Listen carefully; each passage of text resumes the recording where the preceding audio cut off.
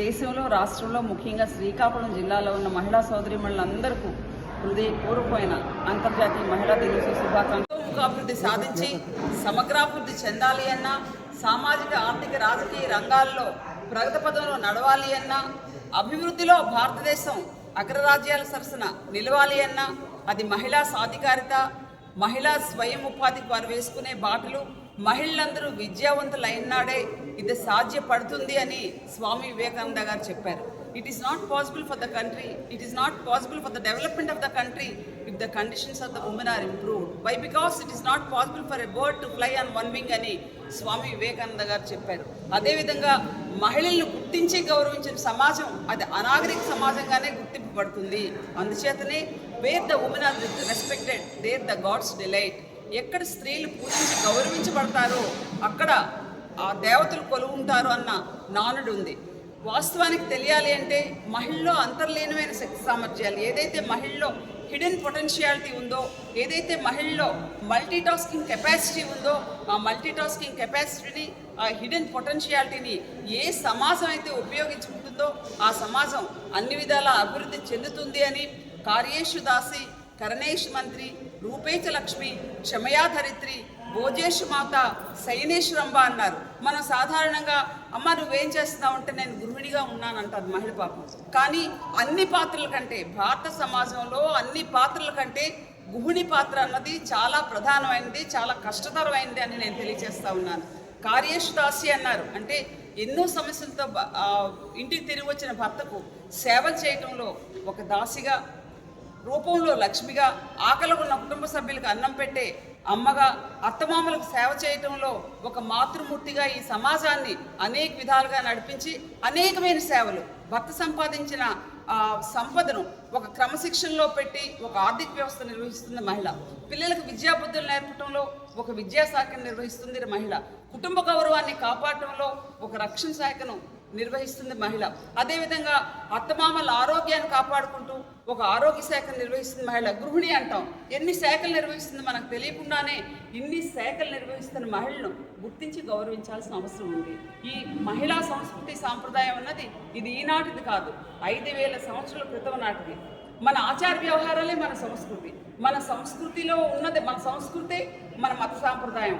మన సంస్కృతిలో ఇమిడి ఉన్న మత సాంప్రదాయంలో ఉన్న కాంక్రీట్ పిల్లర్ భారతదేశంలో పురుషాధిక్యత, మేల్ డామినేషన్, ఇన్ని ప్రత్యేకతలు ఉన్న ఒక మహిళను ఇంకా గుర్తించడం లేదే అని అంటారు. ఎందుకంటే ఇప్పటికి కూడా భారతదేశంలో 7 decades ఆఫ్ ఇండిపెండెన్స్ ఒక మహిళ డైకాటమస్ సిచ్యువేషన్లోనే ఉంది. ఎందుకు ఈ మాట నేను అంటున్నానంటే ఒక పక్క సీతా సావిత్రి అనసూయ అంటారు, గౌరవిస్తారు, ఒక ప్రత్యేకమైన స్థానం ఉందంటారు.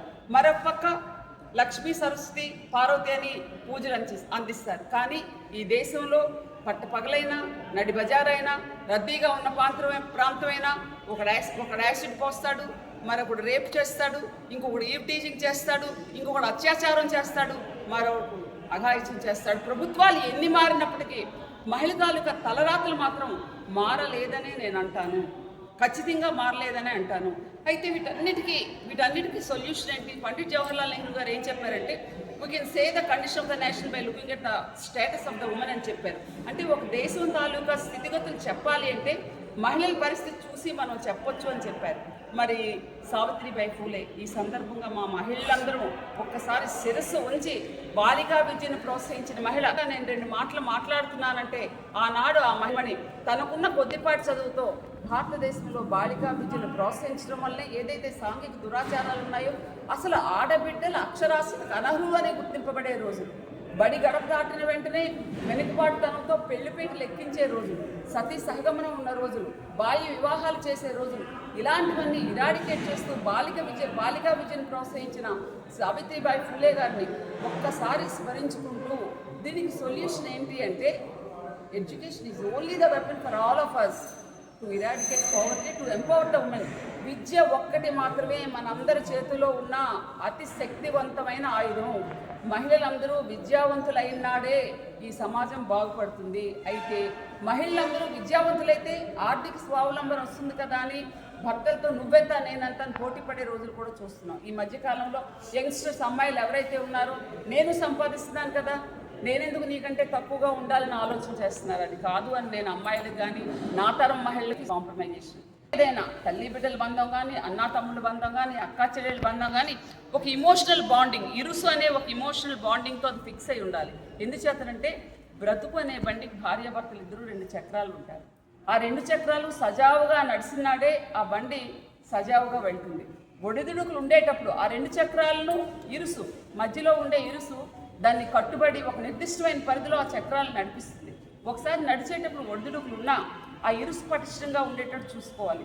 ఇరుసు దెబ్బతినకుండా ఉండాలి అంటే ఇగోలకు పోకుండా మహిళలందరూ ఒక మెట్టు క్రిందకు దిగి మనకున్న పొటెన్షియాలిటీ బయటకు తెలిసే విధంగా విద్యావంతులైతే మన జీవితాలన్నీ సాఫీగా ఉంటాయని మరి ఒకసారి మహిళా సోదరీమణులందరికీ కాంగ్రెస్ పార్టీ తరఫున మన తల్లి ఎవరైతే ఉన్నారో శ్రీమతి సోనియా గాంధీ గారి ఆదర్శంగా తీసుకుని వారి అడుగుజాడల్లో మనమందరం అడుగులు వేయాలని, భర్తను కోల్పోయి, అత్తను కోల్పోయి, మరిదిని కోల్పోయి పదవీ త్యాగం చేసి ఈ రోజు కూడా దేశానికి సేవ చేస్తున్న శ్రీమతి సోనియా గాంధీ గారికి మనందరి తరఫున మహిళా దినోత్సవ శుభాకాంక్షలు తెలియజేసుకుంటూ, అమ్మా నీవే, నీ అడుగుజాడలు నీవే మాకు ఆదర్శం అని తెలియజేసుకుంటూ సెలవు తీసుకుంటాను.